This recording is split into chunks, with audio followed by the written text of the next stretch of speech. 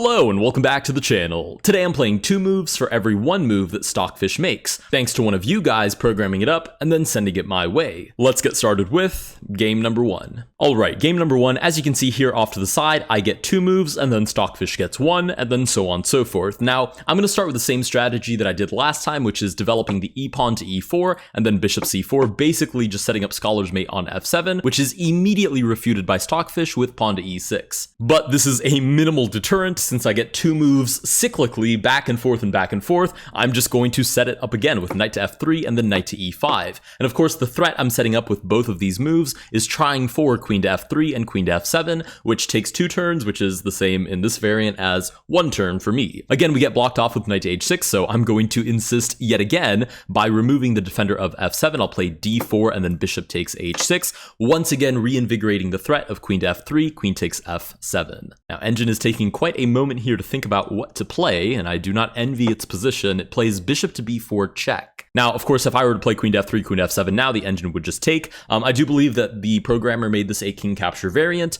which makes a lot of sense. So queen to f7 would not finish off the game, but I can simply play pawn to c3 and then take the bishop. Again, the threat is reinvigorated, queen to f3, queen takes f7, blocked off yet again by queen to f6. Now, I will admit, this is way more interesting than the way that I played it against Komodo, because Komodo didn't know that I was going to have the superpower, basically, of playing 2 moves back to back. But this engine, or this version of Stockfish, does. It does know that I'm hunting down f7. It's more than capable of calculating that. Now, I believe I can just remove the queen, right? Even though I can't make it through f3 to f7, I could target h5 and f7. So all I have to do is remove the queen, which I can do with bishop g7, then bishop takes f6. Again, I cut off the f file, but the new threat is queen to h5, queen to f7. Of course, it's going to do its best to stop me with rook to f8, but I am completely winning here, so I'll just play bishop g7 and take that rook. We do just get knight to c6 right away, which I think is sort of a giving up sort of move. Queen to f3, queen to f7. King immediately shuffles over, and we have bishop e7, bishop takes king, which does win the game. Now, the really cool part, in my opinion, of this is that I can actually start a new game and make it so that this pattern is different. So instead of 2 turns for me and 1 turn for Stockfish, I could have 3 turns for myself, and then I suppose 2 turns for Stockfish. So I'd like to try that. Let's do a 3-to-2 ratio. So white plays 3 times, black plays twice. Is that reasonable? I could also do it so it's like I play twice, black plays once, and then I play once, black plays once, which might be more fair. But I'm kind of curious to see how this pans out. So just to say we did, let's give this a try. Okay, I get 3 turns, as you can see here, and Stockfish will get 2. I don't see why I would try anything but this. Oh, but the problem is now if I play queen to f3 for my 3rd turn, can Stockfish take my queen? No, but it could play like d5 and then take. So maybe queen to h5? Oh, I guess what I could do is just create too many different threats, so it can't stop me from taking on f7 and then taking the king. So I think it's unstoppable already, right? Because even if it plays knight f6, knight takes h5, oh, e6, g6? Oh, wait, but it still doesn't work, right? Because I have 3 moves. Yeah, that's just way too powerful. I could even play just 1, 2, and then walk down the king 3, and that does win me the game. Okay, let's try something new. I didn't realize that was going to be so overpowered. This time, let's do 2 turns for me, 1 turn for Stockfish, 1 turn for me, 1 turn for Stockfish. So 2-to-1, then 1-to-1, and then back to 2-to-1. I think that's pretty reasonable. So it'll be kind of like the first game, but I won't have quite the same advantage. So this time, I guess I should just focus on developing. I could sort of blindly develop my pieces, and I should have a pretty darn good chance at defeating Stockfish, because eventually any species of any sort of attack where I can have 2 turns in a row should basically be devastating. So I don't even have to play super high level chess here. That will be my singular move now. Knight to f3, I only get 1 move now, and Stockfish gets 1 move in response. I'm going to assume, knight to f6 or d6. Oh, okay, c6 is an interesting choice. Let's go d4 and knight c3. Now I'm creating threats literally just by developing pieces, right? I'm now threatening bishop g5 and then taking the queen. I suppose I don't have any other threats at the moment, but you see my point. Just by developing my pieces, I create threats. I'm going to castle out of the way. Since I only get 1 turn now, I can't string together g5 then d8, but Stockfish gets 1 turn as well. It could waste my time a little bit by just taking on c3. Okay, but it plays knight f6 instead.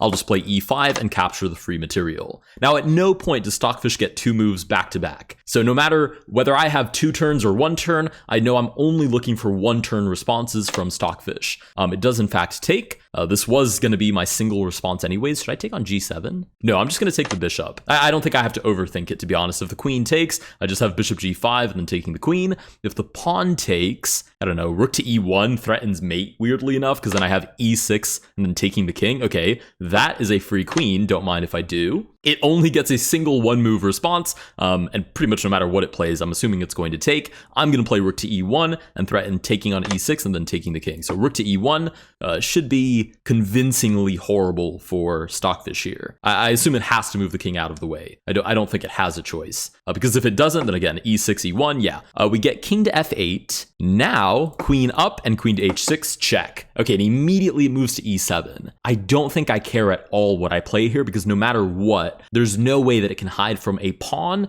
a rook, and I intend to play d5, that's why I mentioned the pawn. There's no way it can hide from a pawn, a rook, and a queen from this like double turn move. So d5, it immediately takes, I think, because it also knows. It's really funny. When you see Stockfish move immediately, you're either completely winning or completely losing, no in between. Because that means that Stockfish has already calculated a forced mating sequence, and it sees no way out of it. Now, in this case, of course, I'm the one with the forced mating sequence.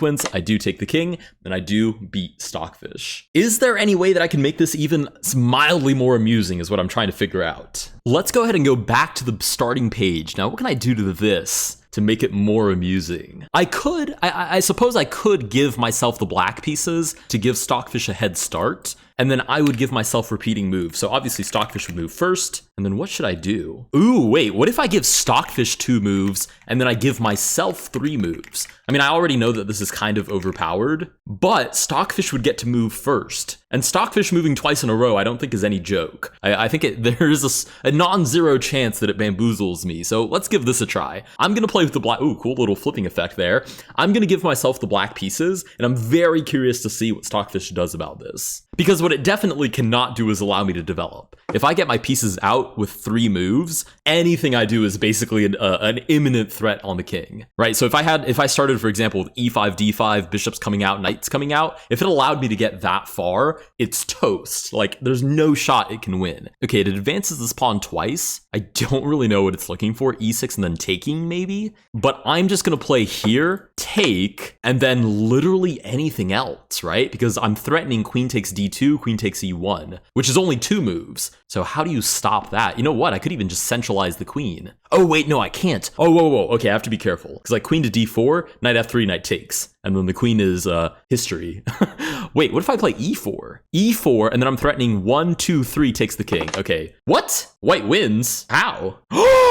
You have to be kidding me. Oh my goodness. Bishop b5, bishop takes e8, loses the game. Okay, no. I have to try this again. Wow, I got absolutely bamboozled. Okay, let's try that again. Stockfish has 2 turns and I have 3. I cannot possibly mess this up again. All I have to do is just not fall for anything silly like that again. Bishop, oh, there's arrows. Oh, and there's squares, and they're purple squares too. I wonder if that was intentional. I'm so happy. Either way, I'm happy the squares are purple. That's amazing. Okay, e4 is its first move, and it's gone for bishop e2 this time. Okay, I'm gonna play the same thing, except this time I'm gonna throw in c3. Wonderful, and it hasn't played immediately, so I haven't critically blundered anything. In fact, I'm willing to bet that this is already forced mate for me. King to f1, I just have 1, 2, 3, the miracles that happen when you don't stupidly blunder your king in 2 moves. Anyways, with that, I do think we convincingly beat Stockfish. You guys let me know in the comments if there are any other strange patterns that I should try out. I've racked my brain. This is pretty much all that I can come up with. But I'm sure there's something you guys can come up with that would be more interesting. I think the developer mentioned that this could be integrated for Fairy Stockfish as well. So variant pieces are on the table. Let me know down below if you have any thoughts, and I'll see you guys in the next one.